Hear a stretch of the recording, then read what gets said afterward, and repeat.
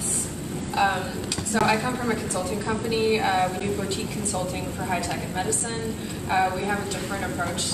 We're not really a tech company. We try and find a hard problem in industry and see if tech can solve it. So it's a little bit of negotiating. And we usually start with the problem and then look for the solution. If people who know diffusion of innovation specialize in the chasm.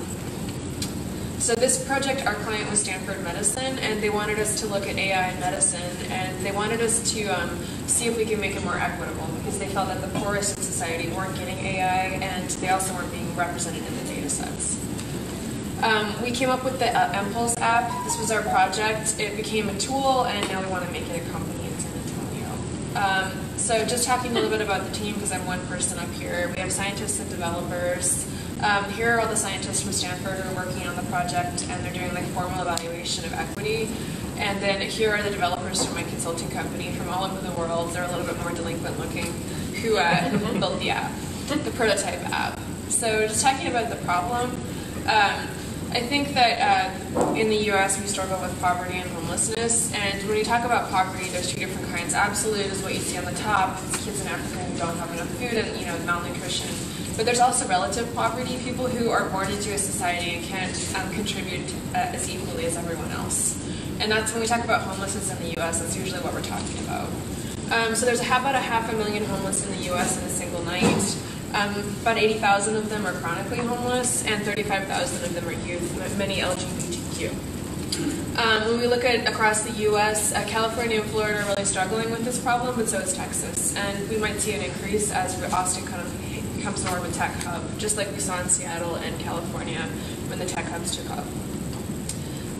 When we were talking about getting out of homelessness, if you can't meet your basic needs, then you're dealing with a lot of fears that prevent you from doing things like contributing to the workforce, etc. There's also the digital divide in our society. If you can't afford a cell phone, how do you go to work? So about 70% of panhandling income goes to meet basic needs, but any organization that works with the homeless will beg you not to give money to panhandlers. Here's a nonprofit in California saying, please don't give money to panhandlers. Here's the Canadian police with a sign to the public, please don't give money to panhandlers.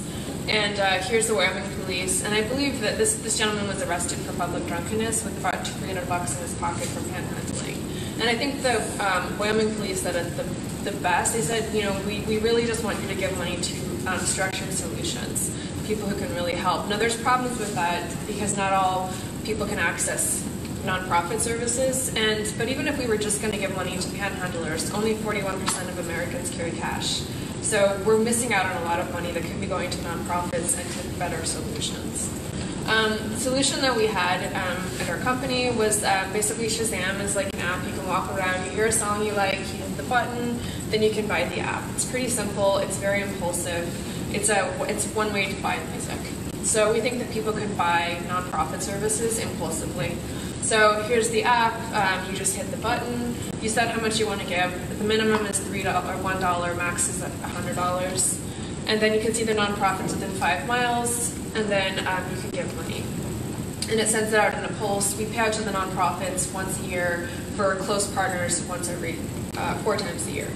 And then we'll tell you once you give money how many people are going to get it. If we can't do local, we'll go national. So we're in the App Store. We launched last month, both Google and Android, and we have a website which you're welcome to look at. And now I'm going to talk about where we're at right now. So our business structure is pretty simple. We have the free app out. We want to make a paid app, so $1 for the paid app, which allows you to be more granular about how you donate. We take 1% of all funds in all purchases made through the app, which is less than PayPal would take. And then our main goal, one of our main metrics is impact. Like, are we actually moving the dial? And because we can look at the geocodes, we can see if the numbers of homelessness in an area go down. About 81% of adults own a smartphone, only 41% carry cash, and even less than that if they're millennial.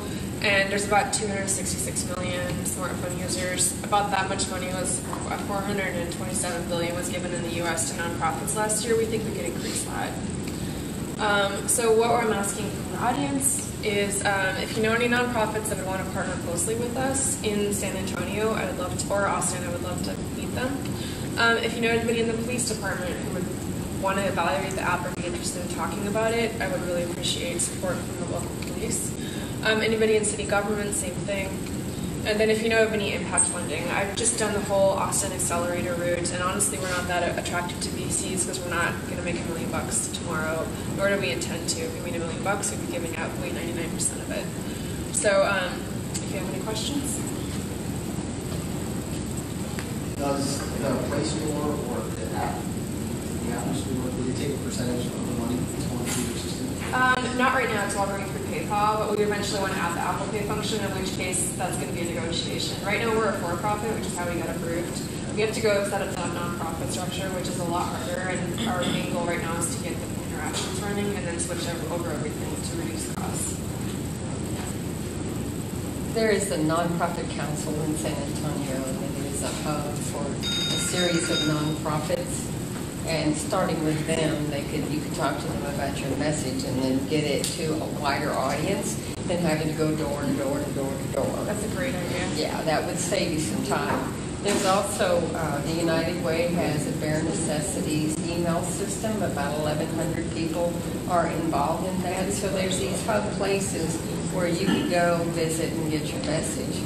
But I had a question about reaching out to someone. You're basing everything on impulse, that they're going to see this and they're going to want to do something. What if they wanted to give to somebody beyond? You would lose that because you couldn't bring them into your zone, right? I mean, if my intention honestly was to, if people want to have a direct relationship with a nonprofit or with a homeless person directly, I would in no way want to impact that. I believe that those relationships are beneficial to humanity, and that should be done. This is for people who are walking by and they want something convenient. So I'm looking for money that is not really being directed in the right place right now, cash on the street. Sure. People who are looking for convenience. If you're walking downtown, then you're going to probably zone and pick up Haven for Hope, which is in the downtown They're area. already on the app. You can download it right now and see them. Right. Yeah, I went for them first because I worked in the hospital here for the last 2 months, and they're super active. I mean, when we discharged from the hospital, a homeless person, that's who we call because we know that they get it done. Mm-hmm. So, but I don't know a lot of the other nonprofits. So I wanted to add them. I just wasn't sure who was the most active in the community. Mm-hmm. So less than 5% of your revenue is from operating and all that other stuff. So you retain 1%. Yeah. And you can operate that? What scale? What model? I mean, right now it costs me very little to operate the app. So, but that's why I'm looking for impact funding. Because I think to get fully self-sustaining, we need to reach a point where people are making enough on the app that we can fund. So like just basically look towards your some data scientists and some maintenance. So that's probably going to be around 350,000. Yeah, and the other thing I think the key performance indicators that you indicate you guys are looking at your impact on this problem. You know, that data is not very accurate. You know as well as I do. So it will fluctuate. Yeah. So when you develop your key performance indicators, you should be looking at concrete stuff that you can actually measure. I don't know what you need to figure out what that needs to be, but if you're relying on some type of that's the reason we developed it. There's very little metrics at all. There's just like U.S. point in time survey. Like all we are is kind of like a counterpart to that. So the U.S. point in time survey says and that's like a structured formal research. That's the best. So we can measure ourselves against that. Yeah, so let's figure out a different metric, because I mean, if you're relying on this, a lot of that stuff is estimates. And I guarantee you it's going to show numbers going up all the time. Yeah. So, yeah, let's put something up. Yeah, I would appreciate it. To tag on to what he's doing, you're already using Google Maps.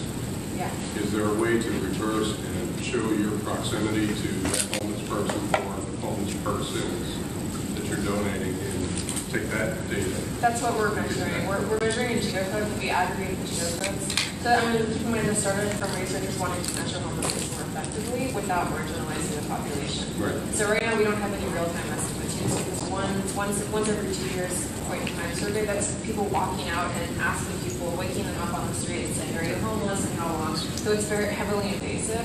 This is a commuter walking by saying, "I see a poor person." So you're not even asking them. Or who he thinks is a poor person. Yeah, and it could be somebody sitting in their home saying, "I want to be generous today." So there's just problems with the data, but It could be a multitude of problems. Multi-incidence, yeah. mental illness. Yeah. So it's not that granular, but it doesn't impact the population, and it takes away from them. Measuring who they're giving money to, finding out how those guys are impacted. That's part of our mandate, because when we classify the organizations, GuideStar can tell you who's a tax legal entity. They can't tell you exactly who the community and who the community actually goes to. Like, I mean, having worked in the hospital, I know who we call when we're discharging, because I know who's the most structured collaborator. But that's not obvious on either Google Maps or GuideStar. Yeah, so if I'm working down San Pedro Street, right where the highway crosses over, and I impulse something, and I look for local nonprofits, I'm going to see Beat AIDS, right? Because they're right there on East Euclid Street. I think I have 5 of them in here right now. So if I give money to Beat AIDS, then I would know by communicating with them how they're impacting the community, and I would have some impact on them. But I mean, if you saw them and you live in the neighborhood, I would want you to I want you to have a personal relationship with them, independent of the app. This app is for people who've never been to San Antonio before, are getting hit up for cash, tourists, people who don't know the local area. Sorry. So, somebody installs an app, they have a relationship with it, so they're going to go in regularly, which is ideal, hopefully. Is there a way to provide feedback from your app to the users so they can see the impact they're making and the impact the community is making? No, it's designed to be anonymous. It's designed to be just like cash on the street. How do we know that? Like, so I don't track the users. I don't report their names. They don't get receipts, and I don't hit them up regularly. Okay. Yeah, we're very much just to replace cash on the street. I gotcha. And I think of a term called gamification, so it almost encourages people to really you know what I mean? Yeah, so I did the Shazam thing, basically. So if you look in here, it gives you a nice full slide and then a thank you. But yeah, we need the whole thing. I just ask because there's a sense people carry when they say, hey, this is my impact on the community, or this is the impact of me and the community of other Impulse users and what we've done collectively. It could still be anonymous, but it'd still be a way for somebody to see how much or how beneficial this app is to the community. And I think it would be great, even if it was just I envision a map almost that has blips on it, and it shows maybe a flip that your logo with the colored rings, and the more that there is, maybe the more impact you're making to that particular site. So kind of the number of donations that have been essentially made. Right. I didn't think that would discourage donations, though. If they're already thinking a bunch of money is going into the community and it's not doing anything. Maybe, yeah. I would A/B test that. So if I had my ideal budget, so what I told, if I'm talking to scientists or researchers, I'm like, it's going to cost $1 million to effectively test this in urban center like San Francisco or Austin and say whether or not we're having a positive or negative impact. It's going to cost $350 to make the gamification, make it work. I gotcha. And that includes A/B tests and all that. Right now, we're looking at the most bare bones interaction I can get off the ground. My wife is an advocate for orphanages in Haiti, and I'll say it's actually she gives generously, and she'll actually fly out there annually, and they actually let her tour and what impact the money she's giving is making to them, and it helps grow that. And now there's a community of people throughout San Antonio, Austin, and surrounding cities that get together annually for this banquet, and they all sit together and talk about what they're doing, and it encourages them to give more and to also enlist other people to be part of that community. I would like to do that. The Hustle does that for their newsletter. I don't know the Hustle, but they have get-togethers. I would love to do that, social impact It makes a get-togethers. huge impact, but again, just to know that, hey, if I gave $15,000 to this orphanage, this is what my money does. It really helps give that feedback. That's a good thing. Maybe we should look at doing events. Sorry, I have to sort of. You had a question? No, just thought when you said that maybe you could put there how much money has been. Maybe you can put it in a per capita. We're gonna do. If we get our full budget, one of our ads features is the blockchain, so it's publicly reported on the website.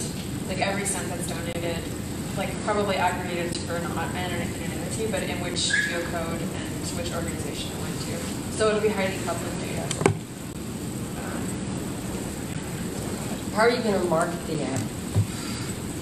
I've been doing Facebook ad campaign just as a trial. I'm getting a ton of clicks, but not a lot of downloads, and I don't really know why. So, like I said, it's only been live for a month, and we're at the most bare bones interaction it can get off the ground. Our seed funding was research grant, so it's pegging but yeah, so as far as marketing, I probably Facebook ads consider my click-throughs up pretty high.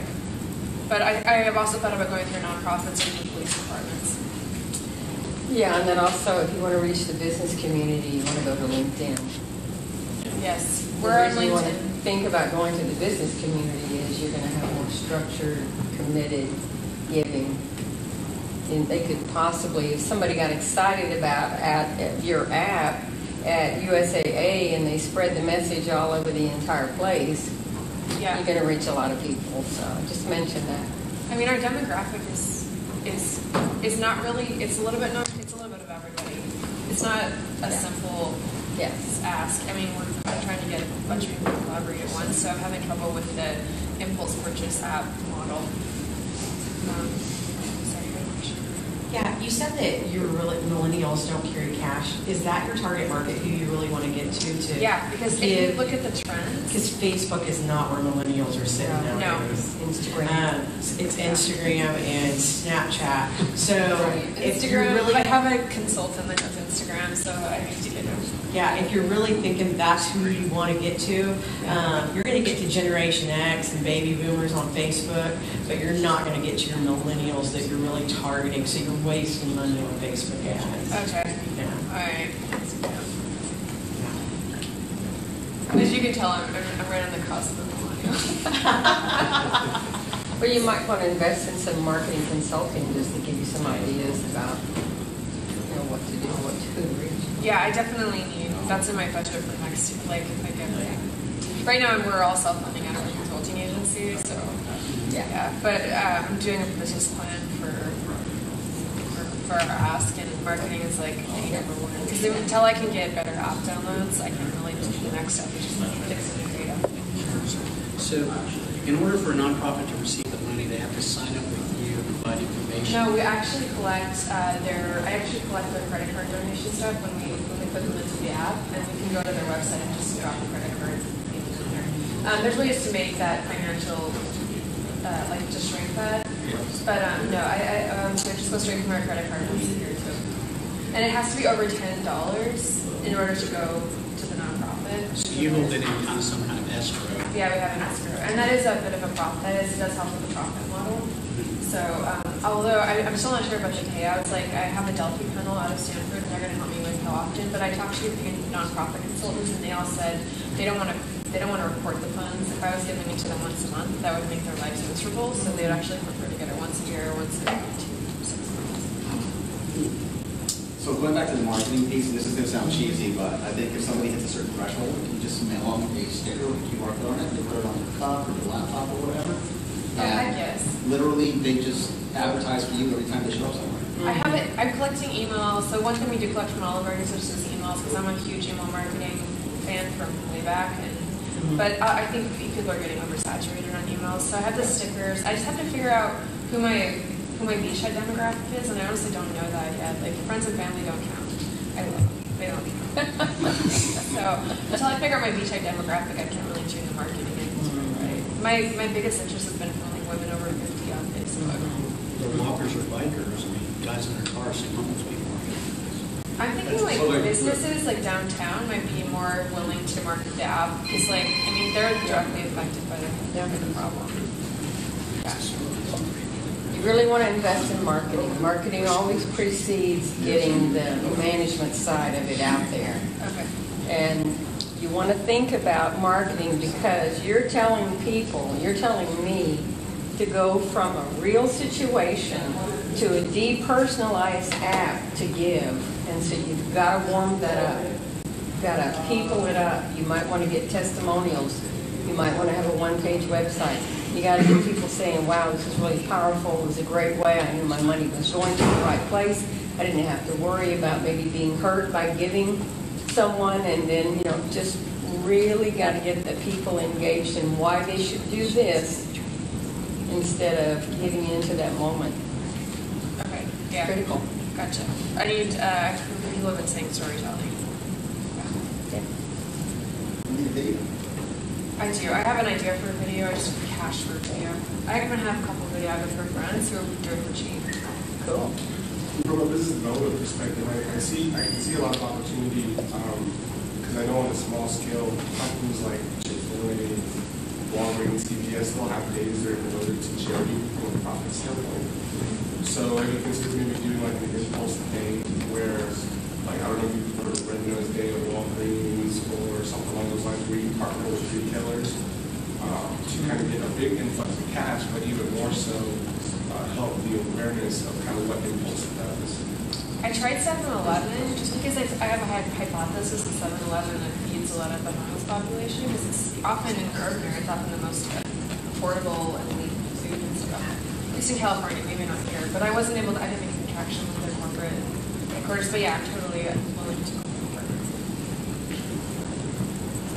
I think you know what the problem is that people just that have the impulse to give money to the panhandlers, right? Mm-hmm. So if you talk about that problem, and maybe you have like stop giving money to panhandlers or something a little bit shorter, and then have your app there, so it would kind of raise awareness. So instead of, when you have that impulse to give to a panhandler, give it to us so we can distribute it in the right areas. It'd be kind of like an education thing, but you would catch people's attention because everybody has that pain and they're, oh, I'm going to give the money to the panhandler because I feel bad. The secondary problem is people aren't giving money anymore. I don't know how many of you walked by somebody in the last month. If you live downtown, everybody walks by somebody and said, oh, I don't have any cash on me, sorry.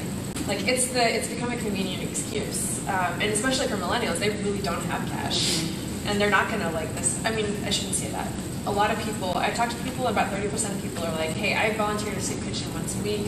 I have a homeless guy as my friend. I buy him a sandwich once a week. Like, that's totally different. I wouldn't interfere with that. But yeah, I was thinking, that's rather than seeking the police departments might be willing to partner with us, saying stop giving money to panhandlers and then the app will go away. Like, here's an alternative. Because this Wyoming Police Department got like roundly criticized. I don't know if you've seen this stuff on Facebook, but it's pretty mean about how they didn't understand, et cetera, et cetera. And I think that they were just trying to make a point that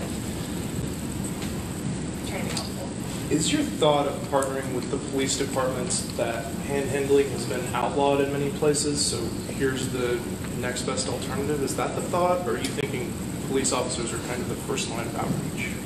Maybe, yeah. So it's a little bit of both. Maybe I'm overly biased. I used to live with a man who was a police officer for like 3 years, and he used to like take his old socks to work and leave them in the cells for the prisoners because they would arrest people frequently who were drunk in public and were actually homeless, and he was just really compassionate about the so he like it's one way that homelessness is dealt with right now, which is like by arresting people. And in Austin, it's this huge debate because they just made I think having a tent within the city limits legal. And I really think it's a completely unsolved problem. I'm not sure how to add to the debate, but I think that I can help a little bit by pulling some of the cash out of the. Yeah, I mean, I guess my follow-up thought would be you might. I don't know where you would get this data, but you might look at the places that have the most kind of arrests for homelessness where, I mean, a lot of places have those laws on the books, but they're not necessarily enforced the same way in all places. So perhaps in, I don't know, places where there's much more enforcement, that might be your kind of. Last question. So he was just telling me, have you ever saw those viral videos on Facebook, Instagram, that it is people that are homeless that they hold up the signs? Mm-hmm. Like, what could you give to them to have them have a sign that they hold up that says, stop giving money to me, it's feeding my addiction, instead go to Impulse. And Impulse has been able to get me housing, I don't know what, but whatever you can give to them to help them say there is a better way than just giving to panhandlers. The only reason I haven't approached panhandlers is because I feel like if I was a panhandler and I was hungry, I would give a crap about my app just coming out a year from now, 6 months from now. I want food today. And so I feel like I really need to give the homeless population proof of concept. Like, when their local nonprofit that feeds them suddenly is able to house 20 more of them because of Empulse, then I can start saying, hey, put out my sticker. But I feel like these people are dealing with real problems, which is food and shelter tonight, and to ask them to promote something that, that if cash is going to solve that problem for them today, I don't. want to take that out of their hands. I want to help their nonprofit, and then at the point when their beds expand or there is more money, they get the nonprofit. That's where your volunteers come in. Yeah. Have them print a sign, Empulse.com, and stand on the corner. Yeah. They're individualized to them. Are you Top of making it mind worse for alert. the homeless person? You're not giving them cash instantly. Exactly. Yeah. I don't want to. That $20 they're collecting in a day is how they eat, and now they've taken that opportunity away from them by having somebody do it on Impulse and send it to some organization. It's further marginalizing, especially when I pay out once a year. So until I actually, so I feel like it's safe to collect funds to people who wouldn't otherwise donate, or to work with businesses and police organizations who are actively trying to get cash off the street. But it's probably not safe to ask a homeless person, or not equitable to ask a homeless person. Sorry. I would consider getting in contact with a organization called the Pit Crew in Houston. They do a similar thing. They actually pick up homeless addicts and just people that are in need and really don't have anywhere to go, right? And what they do is that they provide them with temporary shelter until they find placement for them. They also provide them not with money, but with like a resource card. It's almost like an EBT Lone Star card, right? And they're able to go and buy food with it, and strictly food with it, because what you're doing is whenever you're putting the food in the hands of the, or not food, but money in the hands of the homeless, you still have the percentage that are going to go and buy alcohol and drugs with it, right? They also do work alongside with HPD, Houston Police Department, where you also bring the law enforcement into it. So if you're doing an application, I'll go ahead and probably get in contact with them, get them. I mean, I can just load them into the app today. Yeah, So it's called the Pit Crew, and then they also work alongside with Houston Recovery. Perfect. So like I classified the organizations by addiction services, and then there's a whole thing about how much money they get depending on how many of those they offer. But yeah, so those are the kind of organizations that I want to fund better. I'm not going to replace that service at all. I just want to give them more money. Or even the collision. So Houston is very commercialized, right? Their recovery and the homelessness there is a big problem, right? A lot of mental illness and things that are going on. The collision is it's a group there in Houston, and I would go ahead and try to contact them and find out what type of resources they're using, and go ahead and put those into your application. Yeah, that would be a deal. I'm gonna rate this. I'll touch you afterwards. And the last question. I wasn't really talking about actually approaching somebody on the street, is go to those places that actually help them. Yeah. And the people that they've helped, have them carry the sign. Oh, people who are out of, yeah, that would be, Correct. yeah. If the organization, so I want to go through the organization to identify people. Right, those people who, that actually help yeah. them. I think it's safe to ask the organization to ask people, but I don't know if it's safe for me to directly. Right. But by safe, I mean ethical. I have a whole panel that tells me who and when I can contact. They're working on it. Anyway, I'd love to talk more about this. I can nerd about this stuff all day, but we have the presenter, so thank you. Thank you.